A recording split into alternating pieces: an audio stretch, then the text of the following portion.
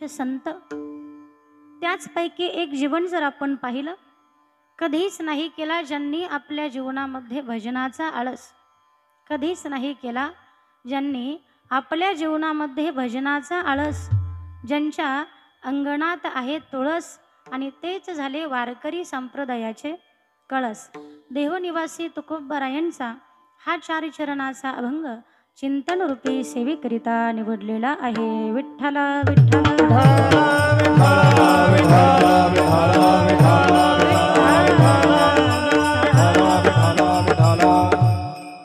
प्रस्तुत अभंगाच्या द्वारे जगद्गुरु संत श्रेष्ठ श्री तुकाराम महाराज भगवान पांडुरंग परमात्मेकडे सुंदर आणि गोड अशी मागणी मागताय. आजचं उपांत्य कीर्तन आहे. आपण इथून मागे 6 दिवस जी भगवंताची आराधना केली, भक्ती केली, नामचिंतन केलं आणि जी केलेली आहे भक्ती आहे ते आज भगवंताला मागणीच्या स्वरूपामध्ये देवाकडनं मागायचं आणि मग तो देतो आपल्याला. भगवान पांडुरंग परमात्मा तुकोबरायांना म्हणताय मागा. त्यावेळेला तुकोबरायांनी गोड मागितलंय देवाकडे, हरिदासाची ये घरी मज उपजवा जन्मांतरी. देवा मला काही द्यायचं असेल तर हेच दे, मनसी काही मागा हेची दे गा पांडुरंगा, हेची दे. हेची दे म्हणजे काय? जे हरिदासांच्या घरी मला जन्मांतरी म्हणजे अनेक प्रत्येक जन्म मला हरिदासांच्या घरी दे. आणि हो देवा, मग ज्या वेळेला मी त्या संत महात्म्याच्या संगतीत जाईल, त्यांना नमस्कार करताना किंवा लोटांगण करताना माझ्या मनामध्ये थोडीशी देखील लाज देऊ नको. संता लोटांगणी जाता लाज नको मनी. मग त्या हरिदासांच्या घरी भजन घडेल, कीर्तन घडेल, प्रवचन घडेल, जे काही भगवंताचं नामसंकीर्तन घडेल त्याच्यामध्ये मला आनंदाने नाचता यावं, गावं यावं. गाये नाचे वडे आपुल्या छंदे, हे मला मिळावं. त्याकरिता देवा तुका म्हणे अंगी आणि शक्ती देई नाचे रंगी. तू म्हणाल काही माग तर मला हेच हवं देवा, हरिदासाच्या घरी मज उपजवा जन्मांतरी. विठ्ठल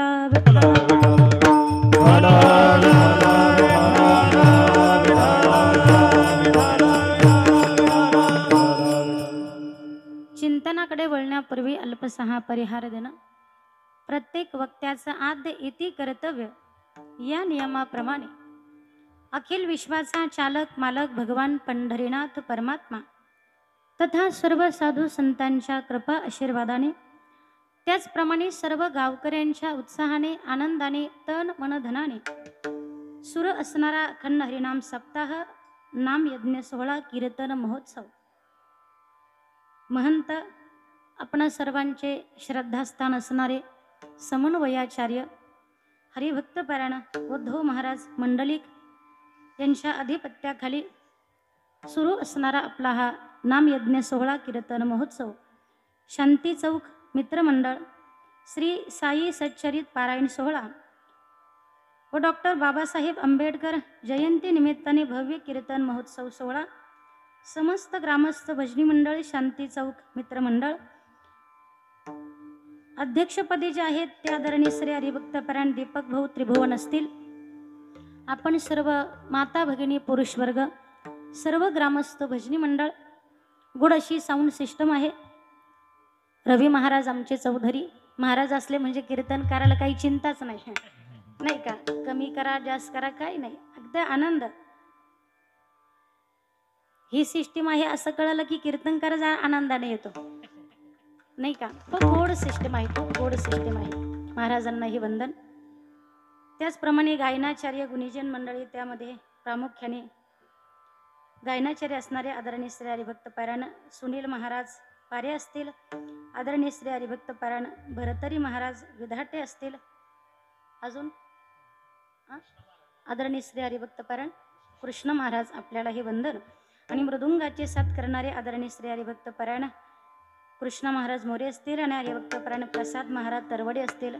दोन्हीही मृदुंगाचार्यांच्या चरणारविंदी नतमस्तक. आपणा सर्वांना वंदन.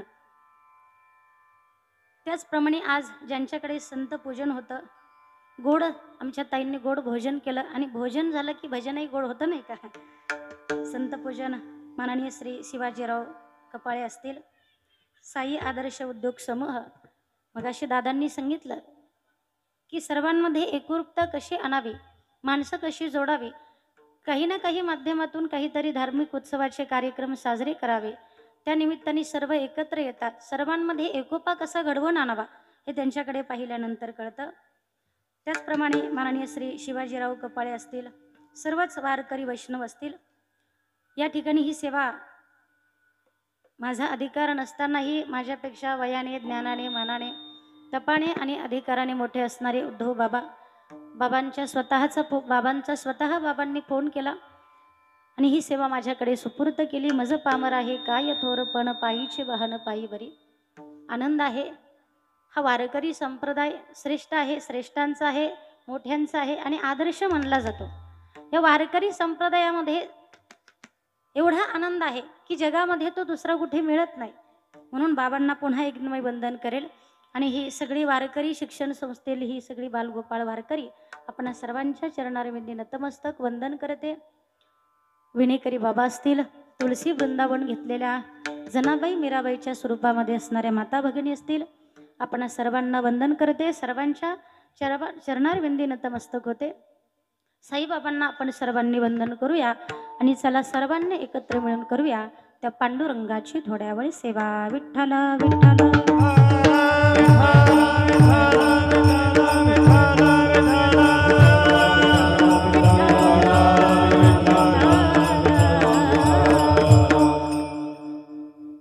हरिदासाची घरी मज उपजवा जन्मांतरी. प्रस्तुत अभंगामध्ये जगद्गुरु संत श्रेष्ठ श्री तुकाराम महाराज यांनी भगवंताकडे मागणं मागितले. आता तुकाराम महाराज आणि मागणं याचा काय एकोपा जमत नाही, हे जरा वेगळं वाटतं. कारण तुकाराम महाराजांचे विचार आपण जर पाहिले, तुकोबरायांच्या गाथ्यातला प्रत्येक शब्द, प्रत्येक अभंग जर आपण पाहिला तर मागणं हे तुकोबरायांना आवडतच नाही. काही मागणे हे आम्हा अनुचित, वडिलांची रीत जाणत सो. मागणं हे जरा वेगळं आहे. तुकोबराय आणि मागणं जरा वेगळं वाटतं. पण तुकोबराय भगवंताकडे मागतात आणि आज जागराचा अर्थात मागणीचा दिवस आहे. आपणही मागतो. सामान्य जीव कसा मागतो देवाकडे, देवाकडे काय मागावं, कसं मागावं आणि कशाकरिता मागावं जेणेकरून आपलं कल्याण तरी होईल. माऊली महावैष्णव संत सम्राट, योग्यांची माऊली, साधकांचे मायबाप ज्ञानोबारायांचा ज्या वेळेला ज्ञानेश्वरी ग्रंथ पूर्ण झाला आणि हा ज्ञानेश्वरी ग्रंथ पूर्ण झाल्यानंतर विश्वात्मक श्रीगुरु निवृत्तीनाथ महाराजांकडे, आपल्या गुरुकडे आणि मोठ्या भावाकडे ज्ञानोबारायांनी गुरुंकडे एक गोड अशी मागणी मागितली. तोषोनी मज द्यावे पसाय दान हे. त्या पसाय दानामध्ये सात्विक मागणी मागितली ज्ञानोबारायांनी. जे खळांची व्यंकटे सांडो. खळ मरो असं मागितलं का? नाही. खळांची खळ वृत्ती जावं आणि त्यांची सत्कर्माकडे वाटचाल चालावी. असा एखाद्या घरामध्ये सर्प निघाला, खळ मरो असं नाही म्हटले. घरामध्ये एखाद्या ठिकाणी सर्प निघाला, मग माणसं निश्चितच सगळीकडे आरडाओरडा करतात, घाबरतात, भयभीत होतात. अरे सर्प निघाला. कोणीतरी म्हणतं अरे मारा त्याला, तो घातक आहे आपल्याकरिता. दुसरा म्हणतो नाही मारू नका, गारुडी बोलवा, त्याच्याकडे द्या, तो त्याचे विषारी दात काढून टाके. मारायची काही गरज नाही. खळांना मारायचं कशाला? खळवृत्ती काढून टाकली. सर्पाला मारायचं कशाला? विषारी दात काढले की तो त्याच्या कामाला येतो, उपयोगाला. खळ मरो असं नाही म्हटले ज्ञानोबाराय. मग जे खळांचे व्यंकटे सांडो, तया सत्कर्मी रती वाढो, भूता परस्परे पडो मैत्र जीवांचे. सर्वांमध्ये एकोपा व्हावा, मैत्रत्वाची भावना निर्माण व्हावी, द्वेष तिरस्कार नाहीसा व्हावा. गोड मागणी ज्ञानोबारायांची, अर्थात संतांची प्रतिज्ञाच हित आहे. सगळ्या विश्वाचं कल्याण व्हावं ही संतांच्या अंतःकरणातली भूमिका आहे. विठ्ठल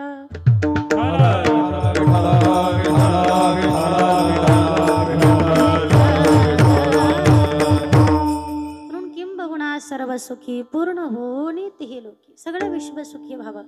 मागणी म्हटलं की जरा काही सात्विक विचार. संतांच्या मागण्याचा विचार फार वेगळाच आहे, जगाच्या कल्याणाकरिता आहे. तिघे जण मित्र होते. ते रोज जंगलामध्ये लाकडं तोडण्याकरिता जायचे. मागणं कसं असावं? जंगलामध्ये लाकडं तोडण्याकरिता जायचे. त्या जंगलामध्ये जी रोज लाकडं तोडायला जायची, तेथे एक पुरातन देवीचं मंदिर होतं. यांचा असा नियम होता की रोज जायचं, दर्शन घ्यायचं, पूजा करायची, मग आपला जो काही नित्याचा व्यवसाय असेल, लाकडं तोडणे, बाजारात नेऊन विकणे, असा उदरनिर्वाह चालायचा. बराच काळ गेला आणि ते तिघे रोज दर्शन घ्यायचे मात्र देवीचं. ते म्हटले, आई आम्ही रोज तुझं दर्शन घेतो, वंदन करतो, पूजा करतो, आमच्या जीवनातली ही दरिद्री जाणार कधी?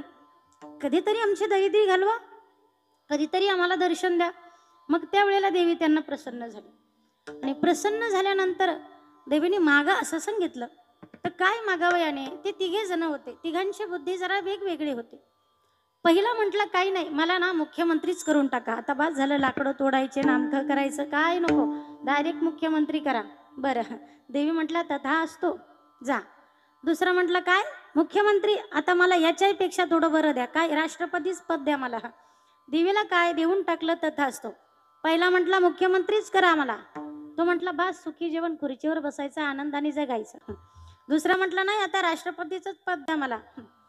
तिसऱ्याकडे गेलं आणि देवी माता म्हटली, अरे तुला तरी काय हवं? तो म्हटलं, काय नाही, मला ना मुख्यमंत्री ना राष्ट्रपती प्रधानमंत्री, मला कुठलंच पद नको. मग आम्ही तिघं बरे होतो, जंगलात लाकडं तोडायचो, निवडणुकीचं, आता ह्या दोघांची ना आमची ताटातूट झाली आणि मला काय द्या, दोघां वाचून करमत नाही. तुम्ही देणारच मला, मग एकच द्या. काय? त्या दोघांना जिथं नेऊन घातलं त्यांना परत माझ्याजवळ आणून ठेवा, एवढंच द्या. सांगा काही कल्याणाचं हे नाही. मागणीचा विचार चालू आहे आपल्याला. आपण भगवंताकडे काय मागावं जेणेकरून आपलं कल्याण होईल? विठ्ठल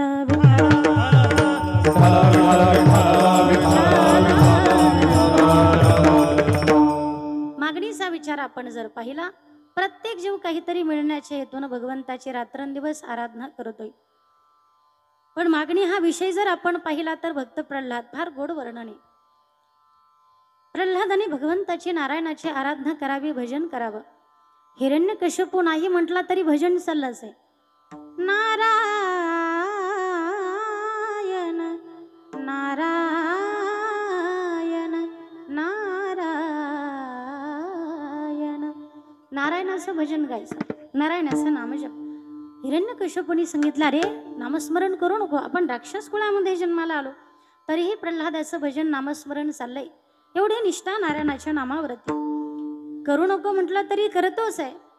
मग त्या प्रल्हादाला शिक्षा देण्याकरिता सेवकांना सांगितलं, याला कडेलोट करा, तरीही मात्र निष्ठेने भजन चालूच आहे, नामस्मरण चालूच आहे.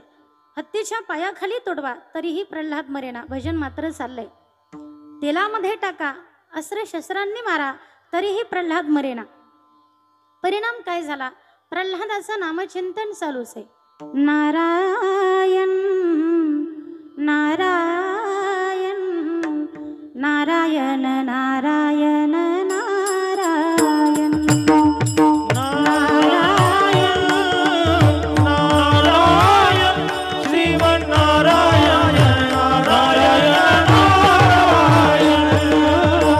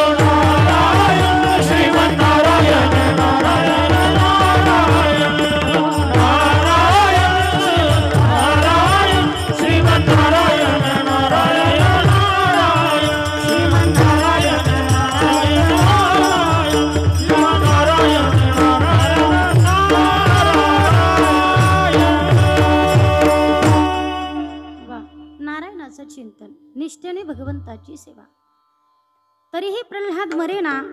परिणाम काय झाला? प्रश्न विचारला, कुठेही तुझा देव? ज्या देवाचं तू रात्रंदिवस भजन करतो, चिंतन करतो, कुठेही तुझा देव, असा प्रश्न प्रल्हादाला विचारला. त्याला हसू आलं. का हसलात? बाबा तुम्ही प्रश्न चुकीचा विचारला. काय झालं? काही नाही. देव कुठे आहे असं तुम्ही विचारलं. प्रश्न असा विचारा बाबा, देव कुठे नाही असं विचारा. कुठे आहे? सगळीकडे चराचरामध्ये व्यापकत्वाने परमात्मा तर आहे. विठ्ठल जळी स्थळी भरला, रिता ठाव नाही वरला. तो सगळीकडे आहे. मग त्या स्तंभामध्ये आहे का? आहे. चराचरामध्ये विश्वामध्ये सगळीकडे माझा नारायण आहे. आणि त्या स्तंभामध्ये आहे म्हटल्यावरती स्तंभातून भगवंत प्रगट झाला. स्तंभी नारायण प्रगटले, स्तंभी नारायण प्रगटले, स्तंभी नारायण प्रगटले, स्तंभी नारायण प्रगटले. स्तंभावरीला मारिली दुर्जा, स्तंभावरीला मारिली दुर्जा, स्तंभावरीला मारिली दुर्जा, स्तंभावरीला मारिली दुर्जा. स्तंभी नारायण प्रगटले, स्तंभी नारायण प्रगटले, स्तंभी नारायण प्रगटले, स्तंभी नारायण प्रगटले. स्तंभी नारायण प्रगटले. लात मारली, त्यातून भगवंत प्रगट झाला. भगवंताचा तो नृसिंह अवतार प्रल्हादाच्या रक्षणाकरिता आले आणि उंबरठ्यामध्ये बसून मांडीवरती घेऊन त्याचं नखाने पोट पाडलं. त्याचा वध केला.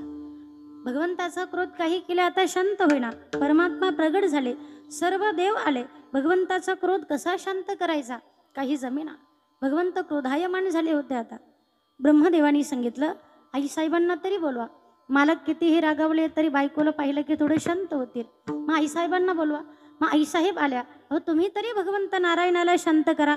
त्यांनी ते रूप पाहिलं. त्या म्हटलं मी नाही जाणार. बरं का? हे रूप पहिल्यांदाच पाहिलं मी देवाचं. इथून मागे कधी पाहिलंच नाही. मी जे रूप पाहते, शांताकारं भुजगशयनं पद्मनाभं सुरेशं विश्वाधारं गगनसदृशं मेघवर्णं शुभांगं लक्ष्मीकान्तं कमलनयनं योगिभिर्ध्यानगम्यं वन्दे विष्णु भवभयहरं सर्वलोकैकनाथं. हे भगवंताचं ते शांताकरण, हेच रूप मला आवडतं किंवा मी हेच पाहिलंय. हे रूप नाही पाहिलं, आईसाहेबही जाईना पुढे. मग काय करा? ब्रह्मदेवानी सांगितलं काही नाही, प्रल्हादालाच भगवंताकडे पाठवा. प्रल्हाद गेले आणि भगवंताच्या चरणी नतमस्तक झाले. तर भगवंताचा सगळा क्रोध शांत झाला, नाहीसा झाला. प्रल्हादाला मांडीवरती घेतलं. उचलून घेतला कडियेवरी. मांडीवरती घेतलं. काय? प्रल्हादाच्या अंगावरनं हात फिरवला, चेहऱ्यावरनं हात फिरवला. जसं आई लेकराला कुरवाळते तसं कुरवाळलं. आणि प्रल्हादा, काय तुझी भक्ती, किती श्रेष्ठ तुझी भक्ती, काय देऊ तुला सांग. प्रल्हाद म्हणतो, देवा काही मागण्याकरिता तुमची भक्ती मी करत नाही. मग मला काही नको, बस तुमचं भजन, तुमचं दर्शन झालं. काहीतरी माग प्रल्हादा, काहीतरी माग. असं अनेक वेळेला ज्या वेळेला भगवंताने मागितलं, मागा मागा असं म्हणतोय, त्यावेळेला प्रल्हाद म्हणतो, देवा मागतो. तुम्ही एवढं म्हणतात ना, मागतो मी. पण मग मला माझी एक अट आहे. म्हणे, काय? माझी अट अशी आहे, मी मागेल आणि मी जे मागेल तेच तुम्ही द्यायचं. मी मागितल्यानंतर परत हे सोडून दुसरं मागा असं म्हणायचं नाही. मी जे मागेल तेच देणार का असं मला आश्वासन द्या. बरं देतो प्रल्हादा. काय देऊ? प्रल्हादाने सांगितलं, देवा मला हेच द्या. मी इथून पुढे तुमच्याकडे काही मागू नये, एवढंच मला द्या. काही मागणं मागितलं, देवा मी इथून पुढे तुमच्याकडे काही मागू नये, एवढंच मागणं मला द्या. मागणी मागून प्रल्हादाने मागणं संपवलं. देवाकरिताच भक्ती केली. देवाकडे काही मागण्याकरिता देवाची भक्ती नाही, देवाकरिताच देवाची भक्ती. विठ्ठला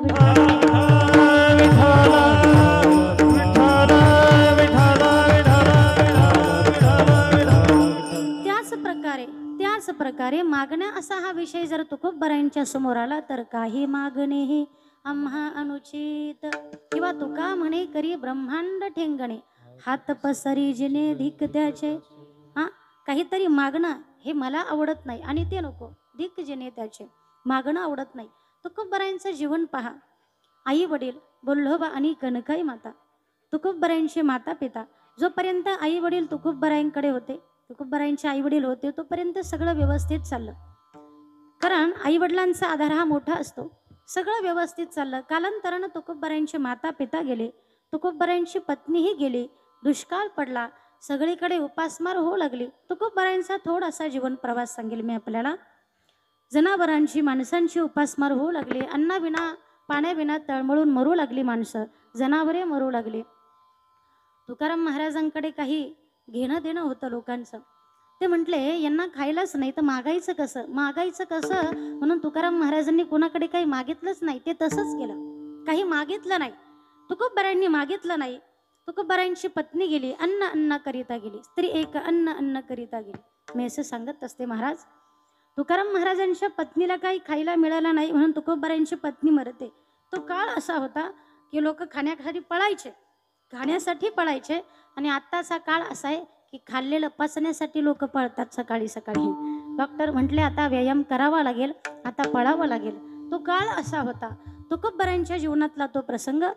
हे सगळं झालं, दुष्काळ पडला, सगळ्यांची उपासमार होऊ लागली. लोकांकडनं काही मागणं होतं, घेणं देणं होतं, ते सगळं माफ करून टाकलं. पहिली कर्जमाफी तुकोबरायांची, काही घ्यायचंच नाही, मागायचं नाही.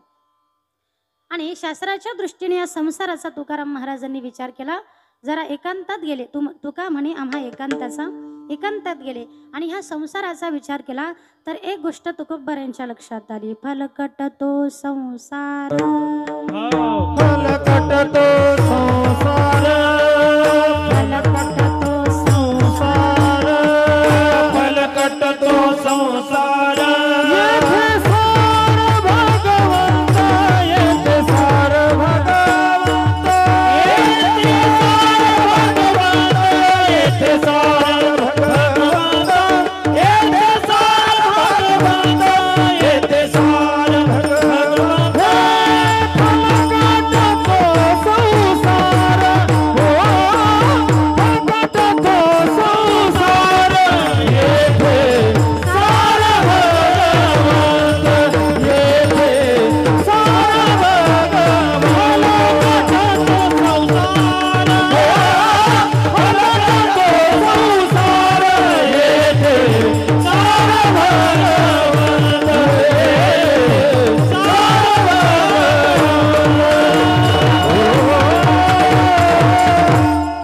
फलकट तो संसार, येथे सार भगवंत. तुकोबरायांनी विचार केला, लक्षात आलं सार भगवंत आहे. म्हणून ते संसारावरचं प्रेम कमी झालं आणि तुकोबराय भंडाऱ्या, भामचंद्र, भुराऱ्या डोंगरावरती जाऊन भगवंताचं भजन करू लागले, नामसंकीर्तन करू लागले. आणि एके दिवशी तुकोबरायांच्या जीवनात असा साक्षात्कार झाला की परब्रह्म भगवान परमात्म्याने तुकोबरायांना दर्शन दिलं. आणि ती साजेर गुजेर रूप पाहिल्यानंतर तुकाराम महाराजांना ते रूप फार भावलं. किती आवडलं की तुकाराम महाराजांना त्या रूपाविषयी दुसरं रूप पाहणंच आवडत नसे. कारण या विश्वामध्ये सुंदर जर काही असेल तर तो परमात्माच आहे. सुंदर ते ध्यान उभे विटेवरी. किती रूप सुंदर आहे. राजस सुकुमार, मदनाचा पुतळा. राजस सुकुमार, मदनाचा पुतळा. राजस सुकुमार, मदनाचा पुतळा. राजस सुकुमार, मदनाचा पुतळा. रवी शशिकळा लोपलिया, रवी शशिकळा लोपलिया. राजस सुकुमार, मदनाचा पुतळा. राजस सुकुमार, मदनाचा पुतळा. रवी शशिकळा लोपलिया, रवी शशिकळा लोपलिया. राजस सुकुमार, मदनाचा पुतळा. राजस सुकुमार, मदनाचा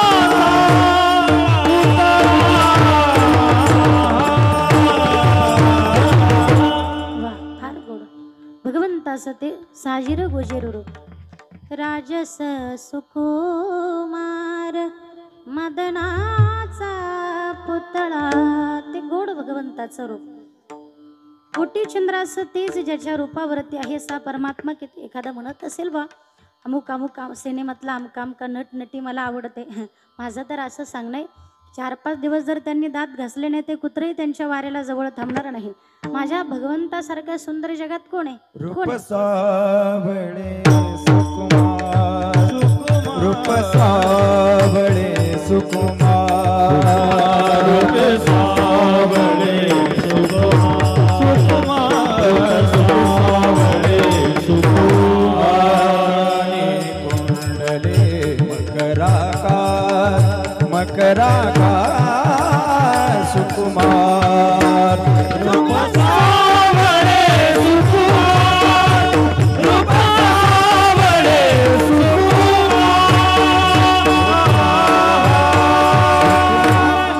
फार सुंदर सावळे सुकुमार भगवंताचे रब तुझी ये निढळे कोटी चंद्र प्रकाशे कमल नयन हास्य वदन हसे हलकारे कृष्ण डोलकारे घडिये घडिये घडिये गुज बोलकारे.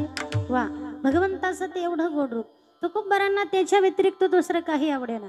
आवडे हे रूप गोजिरे सगुणा आवडे हे रूप गोजिरे सगुणा गोरे सगुण आवडे रूप गोरे सगुण पाहता लोचना सुखावले पाहता लोचना सुखावले आता दृष्टी पोरे ऐसा चित्तुरा है आता दृष्टी पोरे ऐसा चित्तुरा है दृष्टी पोरे ऐसा चित्तुरा है जो तुझ पाहे पांडुरंगा. आता दृष्टी पुढे ऐसा आहे जो तुझा पाहे पांडुरंगा. आता दृष्टी पुढे ऐसा आहे तुझा पाहे पांडुरंगा.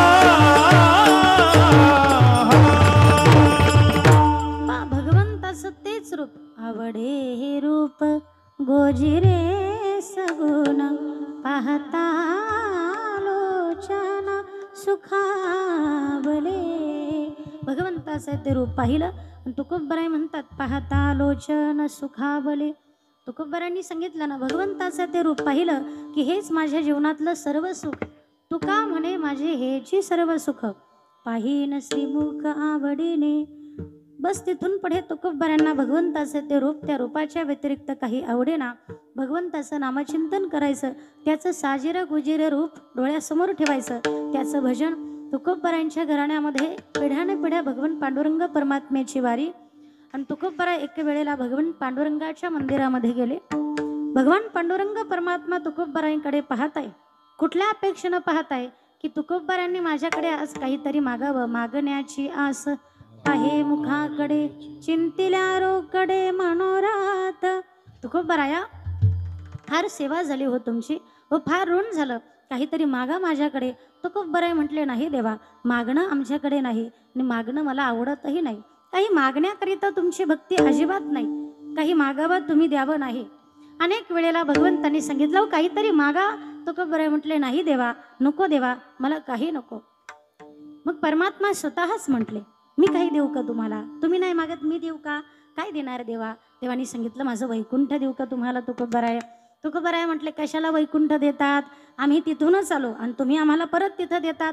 आम्ही वैकुंठवासी आलो याची कारणासी बोलिले जे ऋषी साच भावे वरताया. किंवा येथे उपकारासाठी आले गरजा वैकुंठी. नको देवा. आणि मला सांगा देवा, तुम्ही मला वैकुंठ देतात, मला खरं सांगा ते वैकुंठ तुम्हाला तरी आवडतं का हो देवा? नावडे वैकुंठ श्रीराचा सागरा, धरोनी अंतर राहे दासा, धरोनी अंतर राहे दासा, धरोनी अंतर राहे दासा. नावडे वैकुंठ शिराचा सागर, धरोनी अंतर राहे दासा, धरोनी अंतर राहे दासा, धरोनी अंतर राहे दासा. देवा तुम्हाला तरी आवडतं का? देवाला काय आवडत नाही? नावडे वैकुंठ श्रीराचा सागर, अहो तेही आवडत नाही. मग धरोणी अंतर राहे दासा, दासा म्हणजे भक्त, फार आवडतात भगवंताला. तुम्ही तरी तिथे राहतात का?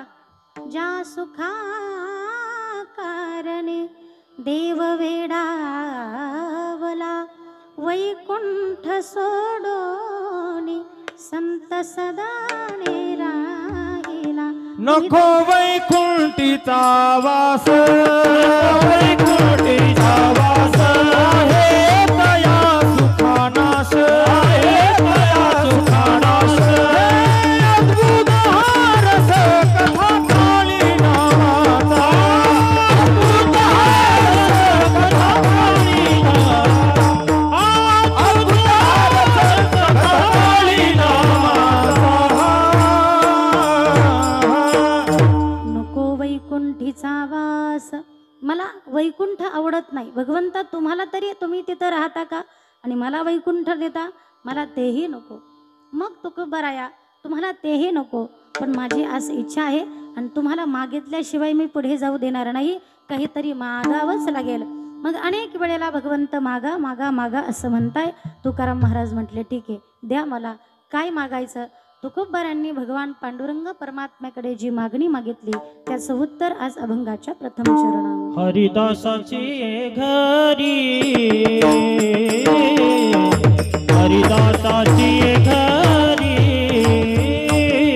हरिदासाची घरी रा, हरिदासाची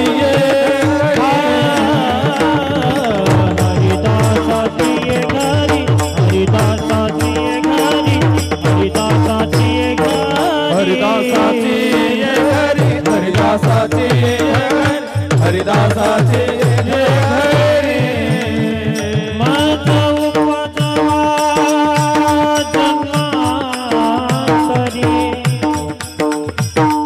मज उपजवा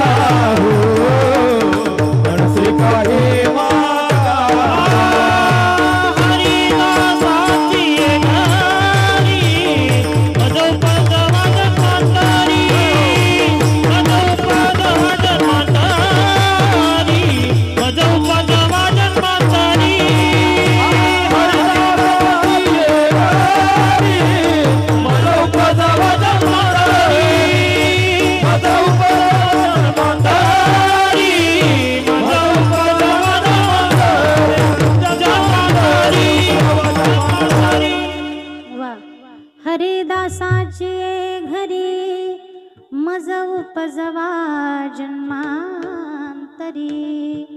अनेक वेळेला भगवंत सांगताय तुकोबराया आज काहीतरी मागा. मागा असं म्हटल्यानंतर तुकोबरायांनी गोड मागणी मागितली. हरिदासाची ये घरी मज उपजवा जन्मांतरी. देवा, जन्मांतरी प्रत्येक जन्म, अनेक तो कुठलाही जन्म असो, प्रत्येक जन्माला मला हरिदासांच्या घरी काय द्या, जन्म द्या. बाकी सर्व साधकांना समजलं की अरे तुकोबराय आणि मागणी याचा समतोल बसत नाही, पण तरीही भगवान पांडुरंगाने मागा मागा असं म्हटल्यावर तुकोबरायांनी काहीतरी मागितलं. मग सगळे विचारायला लागले, तुकोबराया काय मागितलं तुम्ही देवाकडे? मग सांगितलं हरिदासाच्या घरी जन्म मागितला. बाकीचे त्या वेळेला काही संसारिक माणसं होते आणि काही परमार्थिक होते. संसारिक जे होते म्हटले काय मागितलं म्हणे तुकाराम महाराज, मागून मागून मागितलं तरी काय, देव प्रसन्न झाला. विटेवरी ज्याची पाऊले समान तोची एक दान शूर दत्ता. देव देत होता, एखादा सामान्य माणूस नव्हता देत तुम्हाला. देव म्हणतोय मागा, सगळं त्याच्याकडे आहे आणि तुम्ही काय मागितलं म्हणे हरिदासाच्या घरी जन्म. संसारिक म्हटले काय खरं नाही तुकोबरायांचं, काय मागितलं म्हणे. कारण संसारिकाचा विचार कुठला आहे, वाढावे संतान आणि गृही व्हावे धनधान्य. त्यांना वाटतं काही धन संपत्ती ऐश्वर्य हे काहीतरी मागून घ्यावं. आणि तुकोबरायांनी काय मागितलं म्हणे जन्म. तुकोबराया काय मागितलं देवाकडे, म्हणजे त्यांच्या दृष्टीनं तुकोबराय थोडे वेगळे ठरले. त्यांच्या दृष्टीनं तुकोबरायांचं मागणं चुकलं. बरं, संसारिकाचं थोडा सोडा, ते तुमच्या माझ्यासारखे काय मागितलं म्हणे जन्म मागितला, धन मागायचं, संपत्ती मागायची, धनधान्य मागायचं, तुम्ही हे जन्म मागितला.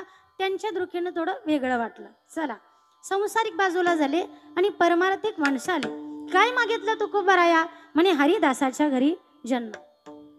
मागून मागून काय जन्म मागितला, कशाला तो जन्म, जे जन्माचंही दुःख, जन्माला आल्यानंतरही दुःख, मरतानाही दुःख आणि पुन्हा वासनेनुसार जन्मालाही दुःख आणि पुन्हा जीवनभर दुःखच. अहो ज्याच्यात सगळं दुःखच दुःख भरलेलं आहे आणि असा तो दुःखरूप पुन्हा जन्मच तुम्ही मागितला. विठ्ठल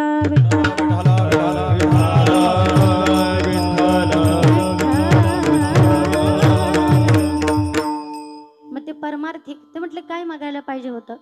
परमार्थिकांच्या दृष्टीने ते म्हटले तुकोबराय सगळ्यात श्रेष्ठ म्हणजे मोक्ष.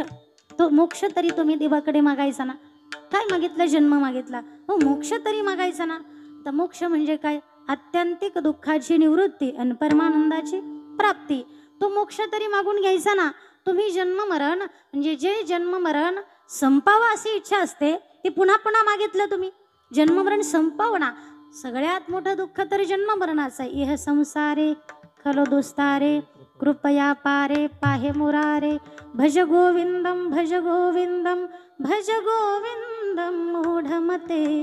पुनरपि जननम पुनरपि मरणम.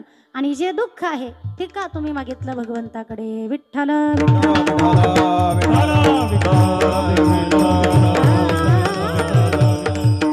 तुकोबराया म्हटले मोक्ष का मागायचा, संसारातलं का मागायचं आणि जन्म मरण तरी का संपवायचं. एकदा की जन्म मरण संपलं पुन्हा पुन्हा जन्माला येता येणार नाही आणि पुन्हा पुन्हा भक्तीचा, भगवंताच्या नामाचा, रूपाचा आनंद घेता येईल का. जन्म मरण संपून गेलं तर भगवत नामाचा, भगवंताच्या रूपाच्या सुखाचा कुठलाच आनंद घेता येणार नाही. मी समजण्याकरिता आपल्याला दृष्टांत सांगेल, ऐका. एक राजा आणि त्याचा प्रधान. प्रधान फार हुशार, फार चतुर, बुद्धिमान.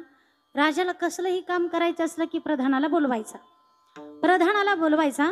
प्रधानाकडे सगळी कामे करून घ्यायचा. अगदी चोख हिशोब प्रधानाकडे राहायचा. ते प्रधान एवढा हुशार. एके दिवशी राजाने पाहिलं, राजा रोज त्या राजमहालासमोर बसायचा. थोडं सकाळी सकाळी त्याला बरं वाटायचं म्हणून बसायचा. नगरीच्या समोरून, राजाच्या राजमहालाच्या समोरून प्रधानाचाच मुलगा रोज शाळेत जायचा. राजा पाहायचा हा आपल्या चतुर बुद्धिमान प्रधानजीचा मुलगा आहे. रोज तिथनं त्या रस्त्याने शाळेत जायचा. आपला प्रधान जर एवढा हुशार आहे तर प्रधानजीचा मुलगा किती चतुर आहे, जरा परीक्षा घेऊ. किती हुशार असेल याचा मुलगा. त्या राजाने काय केलं, प्रधान एवढा हुशार, मुलगा किती हुशार, म्हणून आपण जरा परीक्षा घेऊ. काय परीक्षा घ्यायची, काही नाही. राजानं हातावरती 2 नाणी घेतली. एक चांदीचं घेतलं आणि एक सोन्याचं घेतलं. 2 नाणी घेतली. प्रधानजीचा मुलगा त्या रस्त्यानं चालला. राजाने त्याला हाक मारली.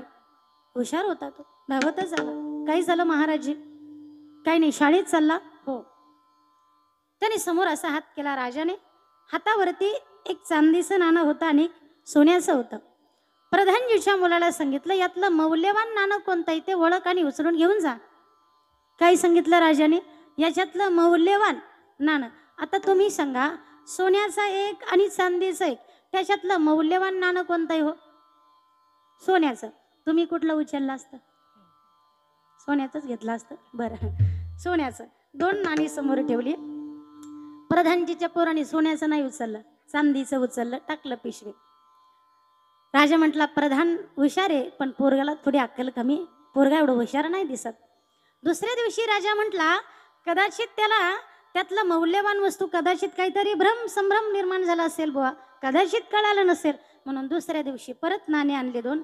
प्रधानजीच्या पोराने परत 1 नंबरचं चांदीचंच नाणं उचललं. किती दिवस? महिना 2 महिने चाललं. राजा रोज नाणं आणायचा, प्रधानजीचा पोरगा मौल्यवान चांदीच उचलायचा आणि घेऊन जायचा.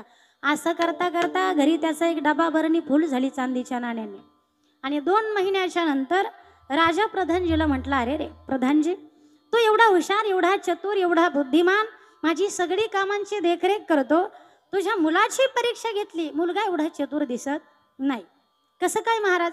काय नाही, मी 2 महिन्यापासून त्याला एक चांदीचा आणि एक सोन्याचा नाणं दाखवतो. त्याला सांगितलं याच्यातलं मौल्यवान नाणं उचल.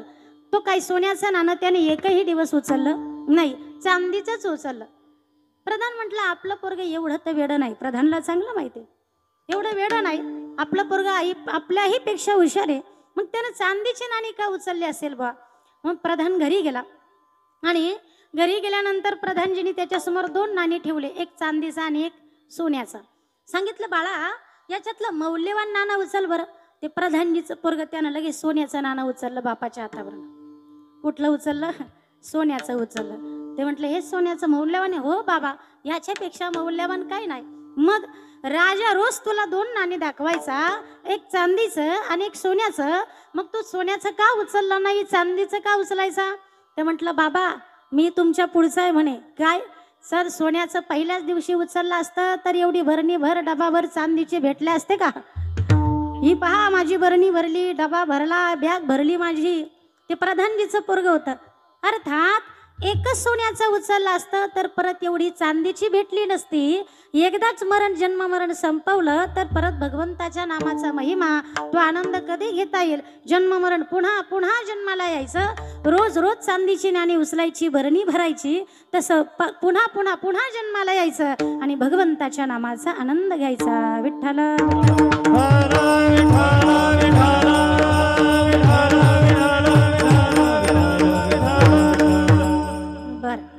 हरिदासाच्या घरी पुन्हा जन्माला जायचं. बरं एक नाही ना, जन्मांतरी बरेच जन्म, अनेक जन्म, प्रत्येक जन्म. तुकाराम महाराज हरिदास म्हणजे कसे हो दिसतात, दिसायला कसे, वागायला कसे, जरा सांगा ना. तुकोबरांनी सांगितलं जे हरीचेच असतात ते हरीचे दास, हरीचेच भजन करतात, त्यांचं रूप सांगेल. बाह्य रंगाचं वर्णन फार गोड आहे. गोपी चंदनावटी तुळशीच्या माळा, गोपी चंदनावटी तुळशीच्या माळा, हार मिरविते गळा, हार मिरविते गळा, टाळ मृदुंग घाई पुष्पवरुषाव, टाळ मृदुंग घाई पुष्पवरुषाव, अनुपम्य सुख सोहळा रे, खेळ मांडेला वाळवंटी ठाई, खेळ मांडेला वाळवंटी ठाई, नाचती वैष्णव बाई रे, नाचती वैष्णव बाई रे, खेळ मांडियेला वाळवंटी गाई, खेळ मांडियेला वाळवंटी गाई, नाचती वैष्णव भाई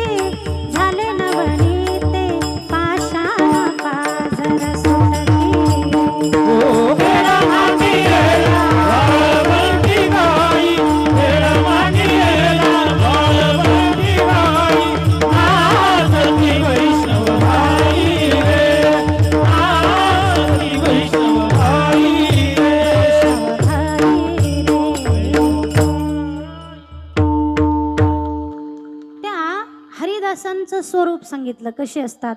गळ्यामध्ये पवित्र तुळशीची माळ आहे, भगवंताचं भजन करतात. गोपी चंदन वटी तुळशीच्या माळा, हार मिरविते गळा. हे त्यांचं स्वरूप सांगितलं. हे हरिदास, अशा हरिदासांच्या घरी मला काय हवा? जन्म हवा. विठ्ठल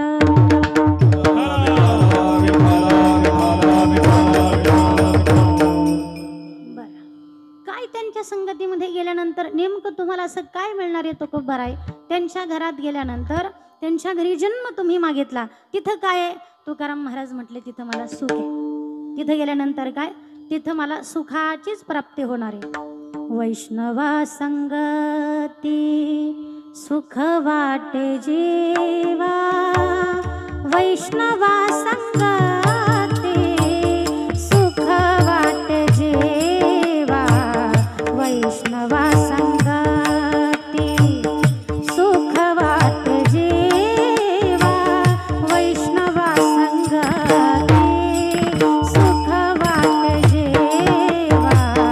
वैष्णवा संगती सुख वाटे जीवा, वैष्णवा संगती सुख वाटे जीवा, वैष्णवा संगती सुख वाटे जीवा, वैष्णवा संगती सुख वाटे जीवा.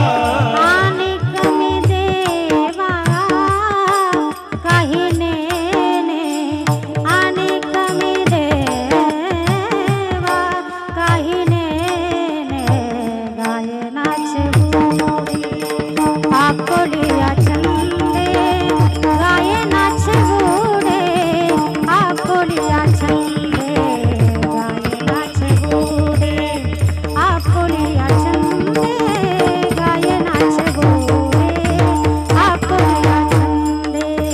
गायनाचे गोडे आपुलिया छंदे, गायनाचे गोडे आपुलिया छंदे, गायनाचे गोडे आपुलिया छंदे, गायनाचे गोडे आपुलिया छंदे.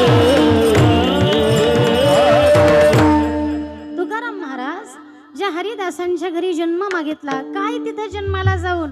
वैष्णवा संगती सुख वाटे जीवा, आणि कमी देवा काही नेने.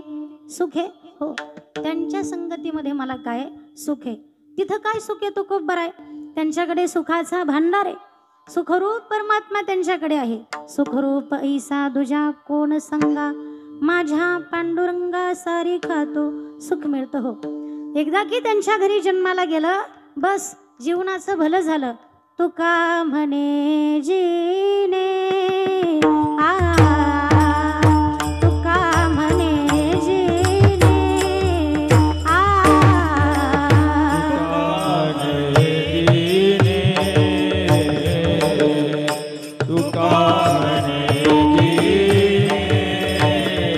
भले संता संघासने, भले संता संघासने, तुका म्हणे जीने आ, ऐसे आवडते मना.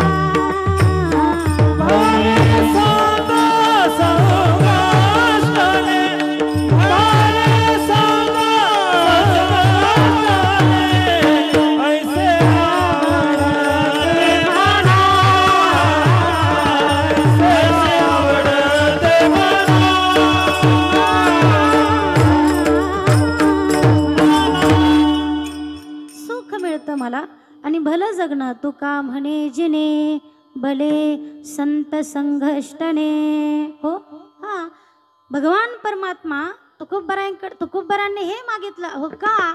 त्या संताच्या संगतीमध्ये गेल्यानंतर हरिदासांच्या घरी जन्माला गेलो की सुखच मिळेल का?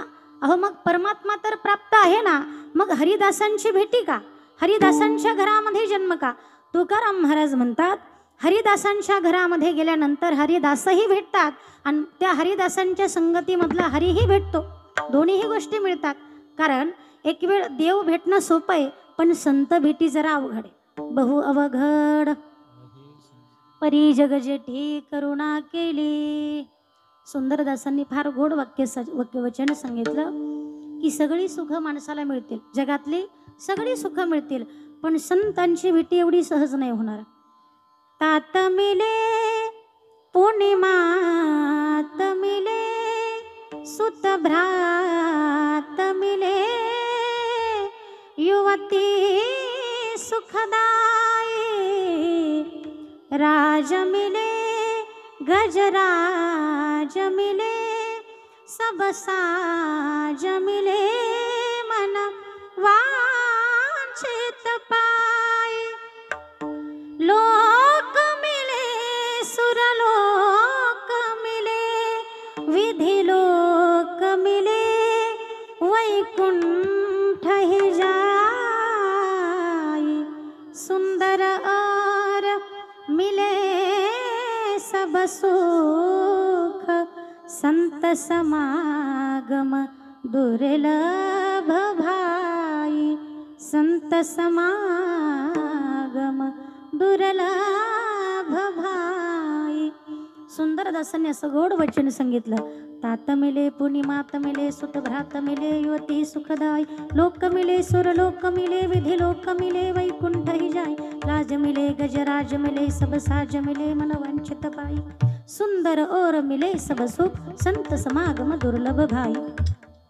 घसा बसलाय ना, रोजच उठून त्याचे, म्हणून जरा तुम्ही म्हणत असाल थोडं स्वराचं मागं पुढं, घसा फार बसलाय म्हणून थोडं खालच्या स्वरामध्ये बोलते. असो विठ्ठल विठ्ठल.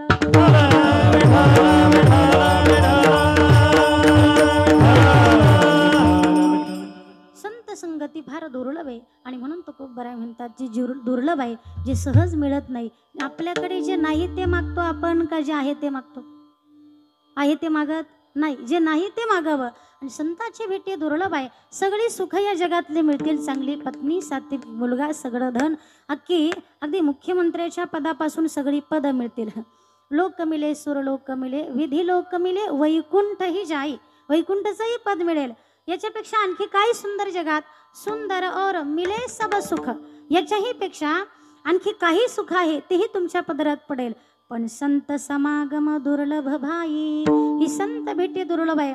म्हणून तुकोबराय मागतात पुन्हा पुन्हा जन्माला यायचं, त्यांच्या संगतीमध्ये राहून भगवंताच्या नामाचा आनंद घ्यायचा. पुन्हा पुन्हाला जन्माला यायचं, त्यांच्या संगतीमध्ये राहून सुख प्राप्त होतं. पुन्हा पुन्हा जन्माला यायचं, त्यांच्या संगतीत राहणं, भलं जगणं, भले संत संघष्टने. याकरिता हरिदासाची ये घरी मज उपजवा जन्मांतरी. बरं देवा, मला हरिदासांच्या घरीच जन्म द्या आणि किती प्रत्येक जन्म मज उपजवा जन्मांतरी. तू म्हणशील देवा काही मागा, तर मला हेच हवं अभंगाच्या दुसऱ्या. मनसे काही मागा, मनसे काही मागा, मनसे काही मागा, मनसे काही मागा, मनसे काही मागा, मनसे काही मागा, मनसे काही मागा, मनसे काही मागा, मनसे काही मागा, मनसे काही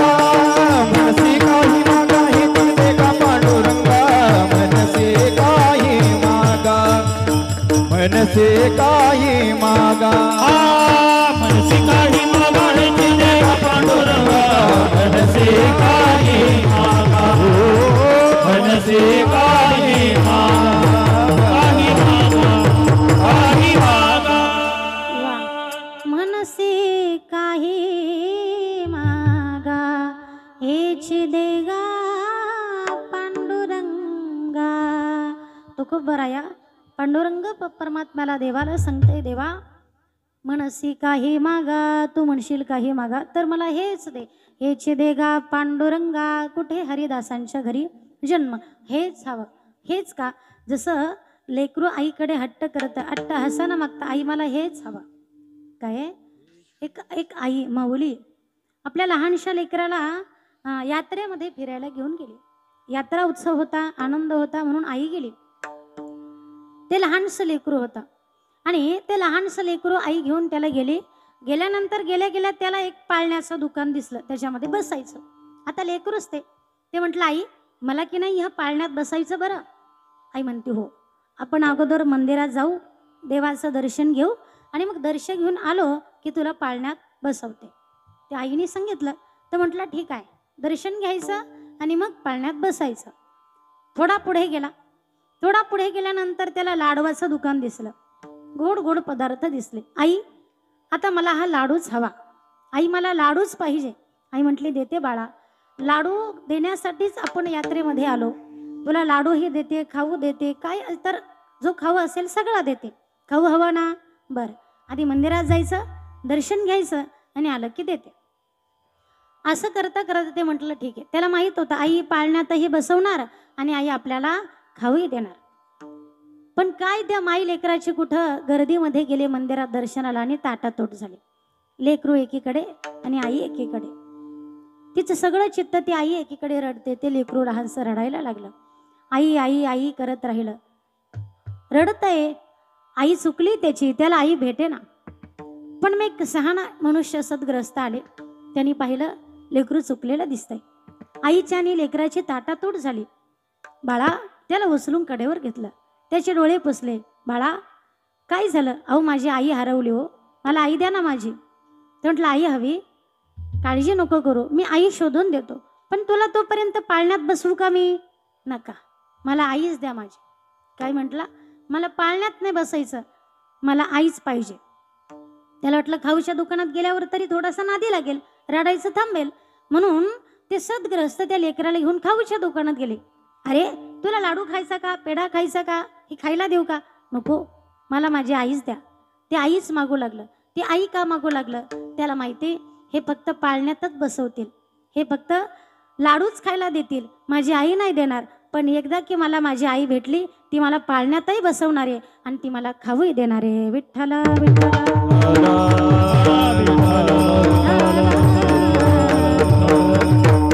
ते लेकरू ते म्हणतं मला आईच हवी, तुमचा पाळणाही नको, तुमचे लाडूही नको. का? आई हेच, मला आईच हवी. आई मला पाळण्यातही बसवणार आणि आई मला लाडूही देणार, मला आईच हवी. तसं तुकोबराय म्हणतात, हेच मला हेच हवं. हरिदासांच्या घरी जन्म. अहो एवढा अट्टास का? हेच का हवं? कारण हे भेटलं, आई भेटली की जसा पाळणाही भेटणार आणि लाडूही भेटणार आणि यांच्या घरी जन्माला गेलं की यांची संगती भेटणार आणि भगवंताच्या नामाचं सुखही भेटणार. विठ्ठल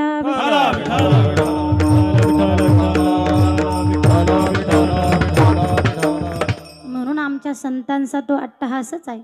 हेची देवा पै मागता, हेची देवा पै मागता, हेची देवा पै मागता, हेची देवा पै मागता. चरण सेवा, चरण सेवा अखंडिता, चरण सेवा अखंडिता. वास द्यावा पंढरीचा, वास द्यावा पंढरीचा. चरण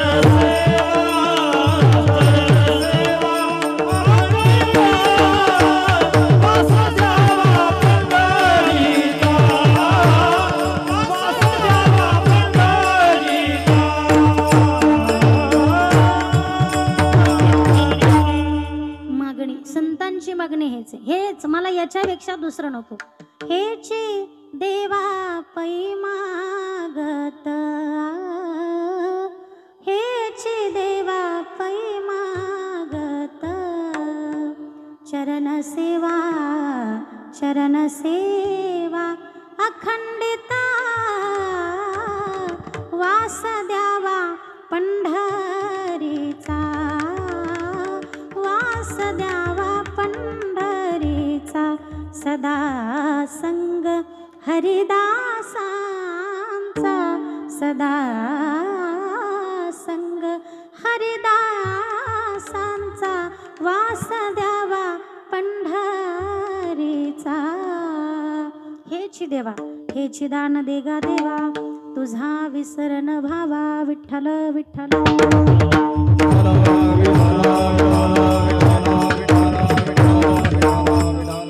नाटाच्या अभंगात प्रमाणे ना, संत संग देई चरण सेवा, जेने तुझा विसरण पडावा, हाची भाव माझिया जीवा, पुरवी देवा मनोरथ, पुरवी देवा मनोरथ, संत संग देई चरण सेवा, संत संगती देई चरण सेवा. हेच देवा मनसी काही मागा, मग मला दुसरं तिसरं काही नको. हेची देगा पांडुरंगा. बरं, त्यांच्या घरी जन्म मागितला, हरिदासांच्या घरी मला जन्म द्या. त्यांच्या संगतीत मला सुखरूप परमात्मा भेटणारे, सुखच आहे त्यांच्या संगतीमध्ये, सुखच आहे. संतांच्या संगतीमध्ये दुःख नाहीच आहे.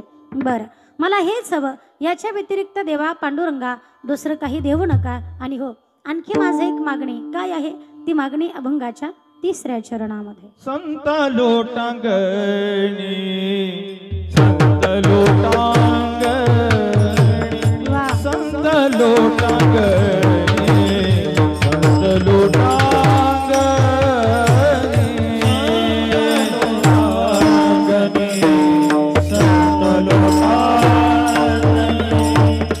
संत लोटांगणी, संत लोटांगणी, जाता लाज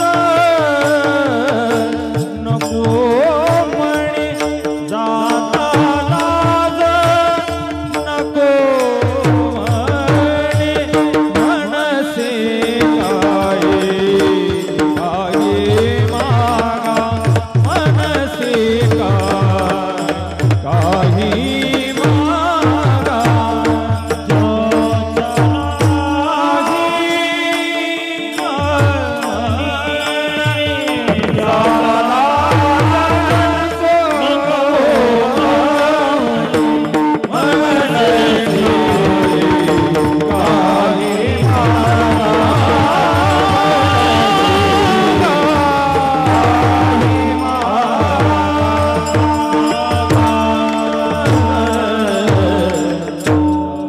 वा वा. संता लोटांगणी, जाता लाज नको म्हणे. सर्वांनी संप्रदायाच्या नियमाप्रमाणे एकदा पांडुरंगाचं भजन करा, हाताने टाळी वाजवा, भगवंताचं आनंदाने प्रेमाने भजन करा. विठोबा रखुमाई,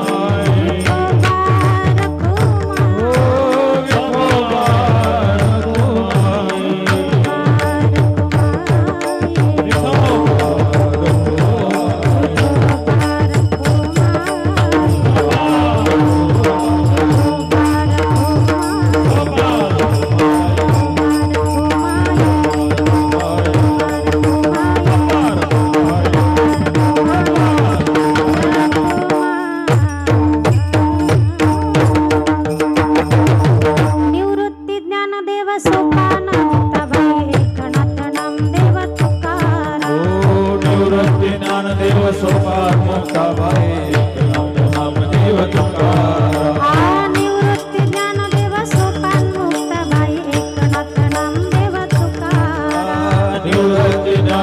सोपान मुक्ताबाई एकनाथ नामदेव तुकाराम एकनाथ नामदेव तुकाराम एकनाथ भजन करा सर्वांनी एकनाथ नामदेव तुकाराम एकनाथ नामदेव तुकाराम निवृत्ती ज्ञानदेव सोपान मुक्ताबाई एकनाथ नामदेव तुकाराम निवृत्ती नामदेव सोपान मुक्ताबाई एकनाथ नामदेव तुकाराम निवृत्ती राया निवृत्ती राया सोपान मुक्ताबाई ज्ञान सखया निवृत्ती राया निवृत्ती राया सोपान मुक्ताबाई निवृत्ती निवृत्ती राया निवृत्ती राया सोपान मुक्ताबाई ज्ञान सखया निवृत्ती राया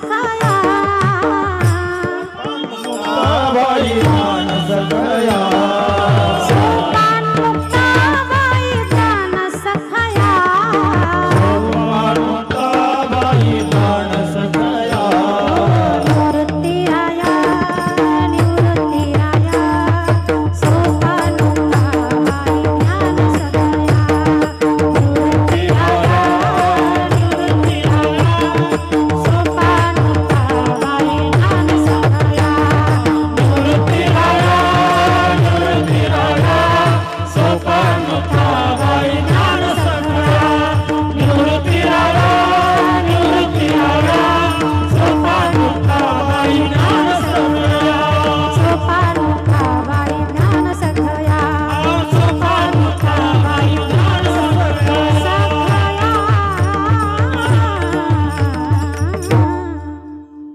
वा पुण्यवंत व्हावे गीता सज्जनांची नावे तुका म्हणे पापे जाती संताची आजपे असो देवा संता लोटांगणी जाता लाज नको म्हणी ज्या वेळेला हरिदासांच्या घरामध्ये मी जन्म घेईल तिथं संत येतील दुसरेही काही हरिदास येतील ज्या वेळेला त्यांच्या चरणावरती श्री संताची माथा चरणावरी साष्टांग हे करी दंडवत ज्या वेळेला मला काहीतरी लोटांगण घेण्याची वेळ येईल त्यावेळेला माझ्या मनात कुठली लाज नको माणसाला जरा लाज वाटते काय दर्शन घेण्याची जिथं नाही तिथं लाजतच नाही पण जिथं लाजायचं नको जिथं लाजू नाही तिथं लाजतात भगवंताच्या भजनामध्ये काय नाचावं भगवंताचे भजन करत असताना नाचण्याकरिता हरिपाठामध्ये पावल्या खेळताना कशाची लाज हवी आपल्या मनामध्ये लाज भय शंका दुराविला मान न कळे साधन या परते ही महाराष्ट्र ही संतांची भूमी संताच्या चरणस्पर्शाने पवित्र झालेल्या भूमीत आपण जन्माला आलो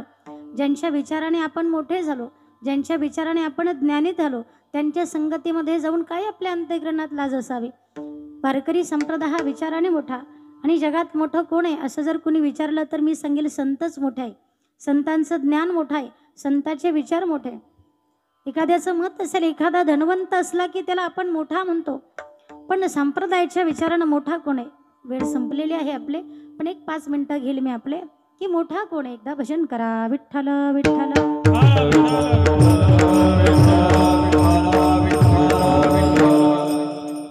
एक शाळेचा पहिला दिवस भरला शाळेचा पहिला दिवस सुरू झाला तिथे सगळे विद्यार्थी आपले शाळेमध्ये बसले आणि 8 आणि 7च्या कानाखाली मारले 8 आणि काय केलं 7ला मारलं 8 7 म्हटलं का बरं मारलं मला 8 म्हटला अर्थातच मी मोठा आहे म्हणून मारलं तुला 8 आहे मी कोण आहे 8 म्हणून मारलं 7 म्हटलं हो तू मोठा आहे म्हणून मारलं मला हो हे सगळं बाकीच्या वर्गांनी ऐकलं आणि बाकीच्या सगळ्या वर्गात मारामारी सुरू झाली आता 8 आणि 7ला मारलं म्हणजे 7 कुणाला मारणार 6 कुणाला मारणार 5 कुणाला 4 आने 3 आने 2 आने आणि 1 कुणाला मारणार आता आपली 1 2 12 खडी सुरू झाली 1 कुणाला मारणार एकाच्या पुढे काय आहे 0 एकाच्या पुढे 0 सगळ्यांनी मारला 8 पासून सुरुवात झाली मारायला आता एकाचा नंबर आला 2 आणि 1ला मारलं पण 1 कुणाला मारणार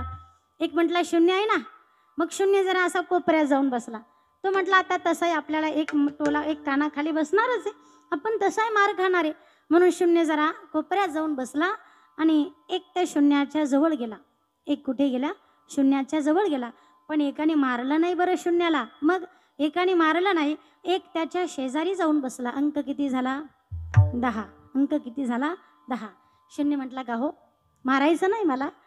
शून्याने विचारलं, अहो एक मारा, सगळ्यांनी मारलं, तुम्ही तरी मारा, तुम्ही का मारणार नाही मला? एकाने फार गोर उत्तर दिलं. उत्तर फार ऐकण्यासारखं आहे. एक म्हटला, आपल्यापेक्षा लहान्याला मारलं म्हणजे आपण मोठे सिद्ध होत नाही. आपल्यापेक्षा लहान्याला मारणं म्हणजे आपण मोठे नव्हे. मग आपल्यापेक्षा लहान्याला मोठं करणं म्हणजे आपल्या मनाचा मोठेपणा. तर आपला मोठेपणा, तर आपण ह्या जगामध्ये मोठे. संतांनी तेच केलंय ना. आम्हाला गाथ्यारूपी धन दिलंय. आम्हाला ज्ञानेश्वरी ज्ञानोबरायांच्या रूपात मिळाली. आम्हाला ज्ञानाने विचाराने मोठं केलंय. याच्यापेक्षा काय हवं? आणि ते धनच आहे ना. आम्हा घरी धन शब्दाचीच रत्ने, शब्दाचीच शस्त्रे यत्न करू, शब्दच्या आमुच्या जीवाचे जीवन, शब्द वाटो धन जान लोका. एक लक्षात घ्या, आपण भगवंताचे अंश आहोत, संतांचे दास आहोत. भले हे जग आपलं निंदा करू द्या, जगाच्या नजरेमध्ये आपण निंदनीय राहिलो तरी चालेल. माझं वाक्य एवढं घरी घेऊन जा, फार गोड आहे. जगाच्या नजरेमध्ये आपण निंदनीय राहिलो तरी चालेल, पण देवाच्या नजरेत आपण वंदनीय झालो पाहिजे. एवढा आपला विचार मोठा आणि श्रेष्ठ असायला हवा. म्हणून परमार्थामध्ये कसली लाज बाळगायची? ज्या संतांच्या विचाराने आपण मोठे झालो, ज्या भगवंताच्या पांडुरंगाच्या नामाने आपण सुखी झालो, त्या विश्वामध्ये लाज कसली? म्हणून संता लोटांगणी जाता लाज नको म्हणी. आणि मग तिथं भजन घडेल, कीर्तन घडेल, प्रवचन घडेल. त्यावेळेला माझ्या अंगामध्ये बळ दे देवा, शक्ती दे, सामर्थ्य दे. अभंगाचं शेवटचं चरण. तुका म्हणे अंगे, तुका म्हणे अंगे, तुका म्हणे अंगे, तुका म्हणे अंगे, तुका म्हणे अंगे, तुका म्हणे अंगे, तुका म्हणे अंगे, तुका म्हणे अंगे. शक्ती दे नाचे रंगे, शक्ती दे नाचे रंगे, मनसी काही मागा, मनसी काही मागा, हेची देगा पांडुरंगा,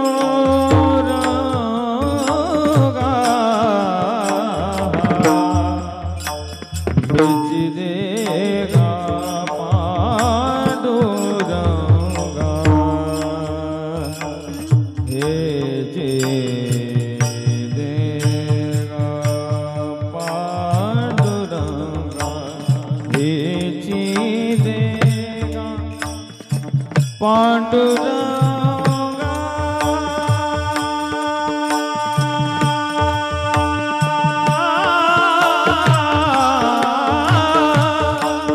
हेची देगा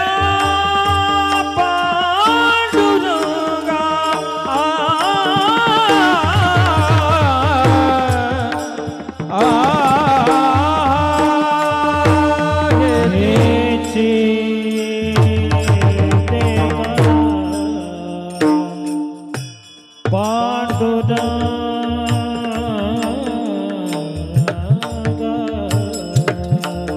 हेची देगा पांडुरंगा, हेची देगा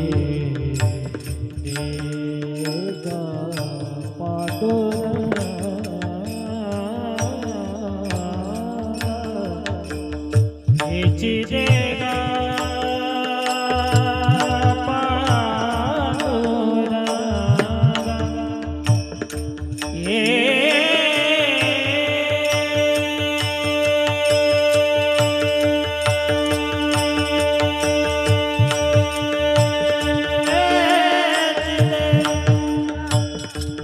आ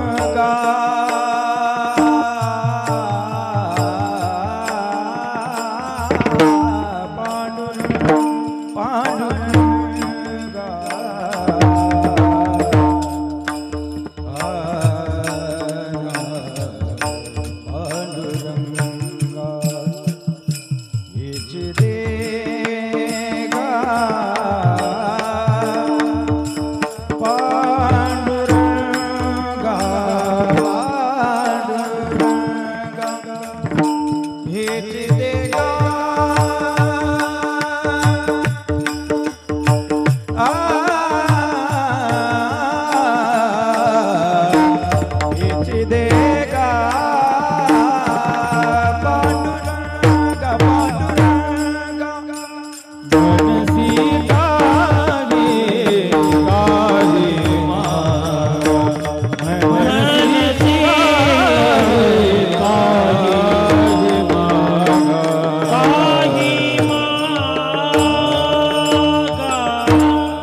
तुका म्हणे अंगी शक्ती देईनाचे रंगी म्हणसी काही मागा हेच देगा पांडुरंगा. देवा मला हेच हवं की त्या हरिदासांच्या संगतीमध्ये गाये नाचे वडे आपुलिया छंदे मनाचे आनंदे आवडीने. म्हणून हरिदासांच्या घरी मला जन्म द्या जिथं सुखरूप भगवत स्वरूपाची प्राप्ती आहे. खरं जगणं भलं जगणं ते हरिदासांच्या संगतीत आहे. म्हणून असं अनमोल सुख तुकोबराय पांडुरंगाकडे आजच्या अभंगामध्ये मागणी मागतात. असो कमी वेळामध्ये चिंतन निरूपण करण्याचा प्रयत्न केला. आपण सर्व माता भगिनी पुरुष वर्ग आपणा सर्वांच्या चरणारविंदी नतमस्तक. भगवत स्वरूपाची प्राप्ती करणं हे मानवी जीवनाची इति कर्तव्यता सांगितली आणि त्या भगवत स्वरूपाला प्राप्त करण्यासाठी संत स्वरूप हे महत्त्वाचं आहे. म्हणून संतांचं भजन करा. ज्ञानेश्वर माऊली माऊली माऊली ज्ञानेश्वर माऊली